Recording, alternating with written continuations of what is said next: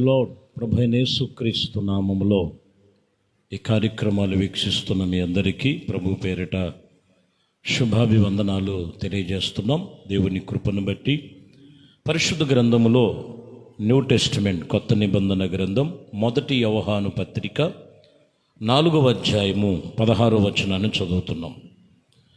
దేవుడు ప్రేమ స్వరూప్యమై ఉన్నాడు. ప్రేమ యందు నిలిచిన వాడే దేవుని యందు నిలిచిన వాడై ఉన్నాడు.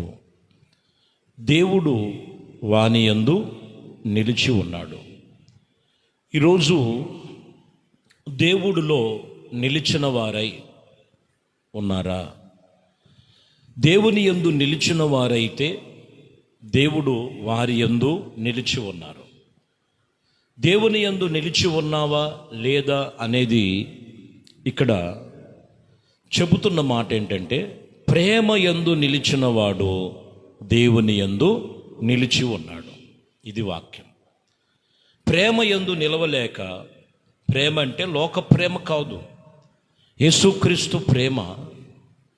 శత్రువును ప్రేమించమంటాడు. శపించబడిన వారిని, శపిస్తున్నటువంటి వారి మిమ్మల్ని ఎవరైనా శపిస్తే వాళ్ళ కోసం ప్రార్థన చేయమని చెప్పాడు. ఇలాగున ఆత్మ సంబంధమైన విషయములో ఈరోజు ప్రభువునందు నిలిచి ఉన్నారా? ప్రేమ యందు నిలిచి ఉన్నట్లయితే దేవుడు వాని యందు నిలిచి ఉన్నాడు.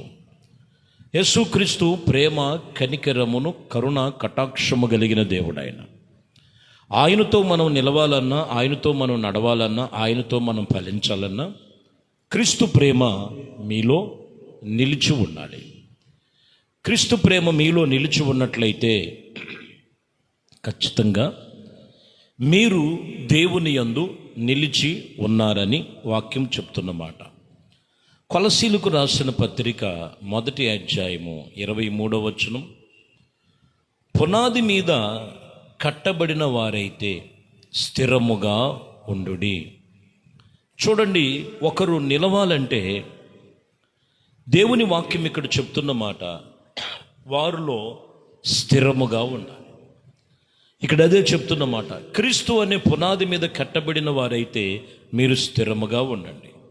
సువార్త విషయములో నిరీక్షణ నుండి తొలగిపోక విశ్వాసమందు నిలిచి, మన ఎడల ఇది మీకు కలిగినటువంటి విషయమును గురించి సువార్త విషయములో పరిచారకుడినైతేనని చెప్పి పౌలు గారు కూడా చెప్తున్నాడు. ఇక్కడ మనము పునాది మీద కట్టబడినట్లుగా స్థిరముగా ఉండాలి. ఒకటి, ప్రభువులో నిలవాలి. రెండోది, ప్రభునందు స్థిరముగా ఉండాలి. కొంతమందికి స్థిరత్వం ఉండదు.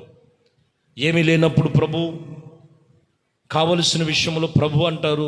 కలిగిన తర్వాత కొంతమంది అక్కడ స్థిరం ఉండదు. అన్నీ పొందుకున్నాం, మాకేం పర్వాలేదులే, ఇంకా అవసరం లేదులే అన్నట్లుగా వారు ఆత్మీయ జీవితాన్ని కొనసాగిస్తారు. అక్కడే కొన్ని విషయాలు ఇబ్బంది పడేది. ఖచ్చితంగా నువ్వు అక్కడ స్థిరముగా ఉండాలి, స్థిరమైన వారుగా నడుచుకోవాలని వాక్యం ఇక్కడ చెప్తున్నమాట. మరొక విషయంలో మనం గమనించినట్లయితే రోమాపత్రిక 5వ అధ్యాయములో 2వ వచనం, మరియు ఆయన ద్వారా మనము విశ్వాసము వలన ఈ కృపయందు ప్రవేశము గల వారమై అందులో నిలిచి ఉండుడి. దేవుడు మహిమను గురించి నిరీక్షణ నుండి నుండబడినటువంటి అతిశయింపబడుచున్నామని చెబుతూ ఇక్కడ కూడా ఈ కృపయందు ప్రవేశము గలవారై ఉండి అందులో నిలిచి ఉండాలి. ఒకటి, వాక్యము చెబుతున్న మాట, ప్రేమలో నిలిచి ఉండాలి. రెండోది, ఇదిగో నీవు క్రీస్తు అనే పునాది మీద స్థిరముగా ఉండాలి. మూడోది, విశ్వాసమందు దేవుని యందు ఆయన కృపలో ప్రవేశించాలి. ఈరోజు ప్రవేశించాలి, నిలవాలి, స్థిరముగా ఉండాలి, ప్రవేశించాలి. ఆత్మీయతలో దేవుని యందు పరిపూర్ణతగా.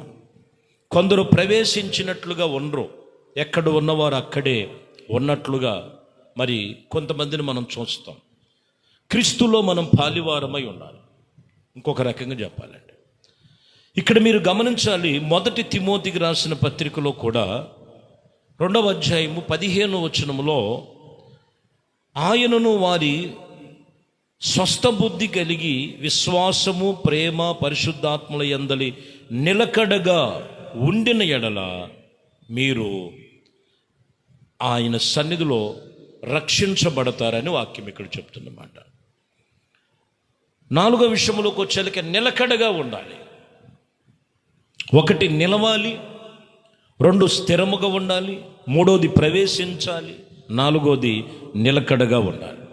ప్రేమ యందు, విశ్వాసమందు, రక్షణ యందు క్రీస్తులో మనము నిబంధన గలవారమై నడుచుకునే విషయంలో మనం పాలివారై ఉండుటకు స్థిరముగా ఉండాలి. ప్రియమైన దేవుని బిడ్డలారా, ఆత్మ సంబంధమైన విషయాలలో చాలా జాగ్రత్తగా మనము ఈ అనుభవాలు కలిగి ఉండాలి. మరొక మాట మనం చూసినట్లయితే యోహాను రాసిన 2వ పత్రికలో 2వ యోహాను పత్రిక 1వ అధ్యాయము 9వ వచనం, క్రీస్తు బోధయందు నిలకడగా దానిని విడిచి ముందుకు సాగి ప్రతివాడు దేవుని అంగీకరింపని వాడు. సరే, ఎవరి వితను అంటే వీళ్ళు దేవుడు వాక్యము బోధను విని దాని యందు నిలవలేకపోతున్నారు. ఏం పర్వాలేదు, వాక్యాలు ఇలాగే చెప్తుంటారు కానీ మనం చేసేది మనం చేద్దాం అని చెబుతూ వాళ్ళు ముందుకు పోతున్నటువంటి వారు దేవుని అంగీకరింపలేని వాడు. ఆ బోధ యందు నిలిచి ఉండేవాడు తండ్రి కుమారుణ్ణి అంగీకరించిన వాడు.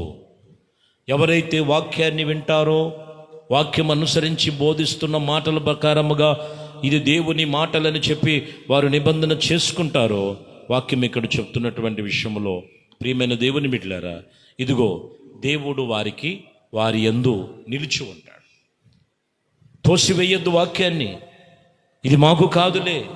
చూడండి, కొన్నిసార్లు ఎంతో ప్రయాసతో వాక్యములు పంపిస్తున్నటువంటి విషయంలో ఊరికి అలా పెట్టగానే పంపించేయగానే డిలీట్ చేసేసి తోసివేయటం కాదు, ఆ వాక్యములోనే నిన్ను అక్కడి నుంచి లేపేటువంటి గొప్ప దేవుడు. ఆ మాటల్లో నీవు ఉండాలి. ఈరోజు వాక్యం చెప్తున్న మాట నువ్వు అక్కడ నిలవాలి, స్థిరముగా ఉండాలి, ప్రవేశించాలి. వాక్యం చెప్తున్నటువంటి విషయములో నీవు ఆ వాక్యాన్ని తోసివేయక నీవు దేవునితో నడుచుకున్నట్లయితే అక్కడ నీవు ఫలిస్తావు, అభివృద్ధి పరచబడతావు. ఎబ్రీయులకు రాసిన పత్రికలో 13వ అధ్యాయములో 7వ వచనం ఉంటుంది, మీకు దేవుని వాక్యము బోధించి మిమ్ములను నాయకులుగా ఉన్నవారిని జ్ఞాపకము చేసుకొని వారి ప్రవర్తన ఫలమునకు శ్రద్ధగా తలంచుకొనుచు వారి విశ్వాసమును అనుసరించుడి. దైవజనుడు ఇక్కడ కూడా చెప్తున్నారు, కొంతమంది వాక్యమే ప్రార్థనే విశ్వాసమే అనుకున్న వెళ్తుంటారు కానీ దైవజనులు ప్రేమించరు, దైవజనులు చెప్పిన మాట వినరు, దైవజనులు చేసేటువంటి దైవజనులు దూషించేవారు ఉంటారు. ఇక్కడ ఖచ్చితంగా చెప్తున్నారు, మీకు దేవుని వాక్యమును బోధించి మిమ్మలను మీ పై నాయకులుగా ఉన్నటువంటి అభిషక్తులైనటువంటి దైవజనులు జ్ఞాపకము చేసుకొని వారి ప్రవర్తన ఫలమును శ్రద్ధగా తలంచుకొని వారి విశ్వాసములో మీరు కూడా అనుసరించాలి. అప్పుడు నువ్వు స్థిరముగా ఉంటావు. అన్నీ చేసి దైవజనులు దూషించి, సంఘాన్ని దూషించి, సేవకులను దూషిస్తే శాపాలే. నేను నడిపించిన దైవజనులు మర్చిపోవద్దు, దేవుని పరిచయం చేసినటువంటి దైవజనులు మర్చిపోవద్దు. ప్రార్థనలను నడిపించి క్రీస్తులో నిన్ను అప్పగించినటువంటి దైవజనులు మర్చిపోవద్దు. వారి ప్రవర్తన ఫలాలను నువ్వు శ్రద్ధగా తలంచుకొని వారి విశ్వాసములో మీరు అనుసరించాలి. అప్పుడు 100% సక్సెస్ అవుతారు. దేవుడు మిమ్మల్ని దీవిస్తాడు.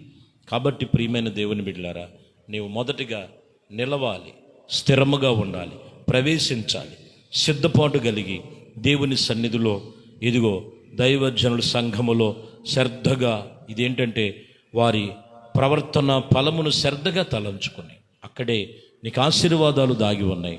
కాబట్టి ఈ వాక్యమును బట్టి ఈ ఉదయకాలము ప్రభు నీతో మాట్లాడుతున్న మాట, నీలో ఆత్మీయ జీవితంలో ఏమాత్రం నిలకడగా ఉన్నావు, ఏమాత్రం స్థిరంగా ఉన్నావు, ఏమాత్రము క్రీస్తులో నువ్వు ప్రవేశించావు, ఏమాత్రము దైవజనులు చెప్పినటువంటి మాటల ప్రకారముగా వారిలో ఉన్న విశ్వాసాన్ని చూసి వెంబడించే ఆశ ఆలోచన ఎంత ఉందో ఒక్కసారి జ్ఞాపకం చేసుకొని ప్రభునందు విశ్వాసము నిరీక్షణ కలిగి నీవు ఏ విధముగా నువ్వు సరిచేసుకోవలసి ఉన్నాయో సరిచేసుకో.